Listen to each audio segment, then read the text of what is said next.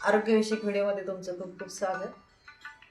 तर संक्रांतीच्या आदल्या दिवशी भोगी असते, तर भोगीच्या दिवशी आपण अशी मिक्स भाजी करत असतो. तर याच्यामध्ये मी ह्या भाज्या घेतलेल्या आहेत: वांगी, गाजर, हरभरे, ओले हरभरे, पुन्हा मुळ्याच्या शेंगा घेतलेल्या आहे, वालाची शेंग, वाटाणे घेतलेले, हिरवा वाटाणा आणि कोथिंबीर घेतलेली आहे. तर गाजराचे काय फायदे आहेत? तर गाजरमध्ये व्हिटॅमिन ए आणि सी आहे. तर त्याच्यामुळे काय होतं का, आपली रोगप्रतिकारक शक्ती वाढते आणि याचा डोळ्याला दृष्टीला सुद्धा फायदा होतो.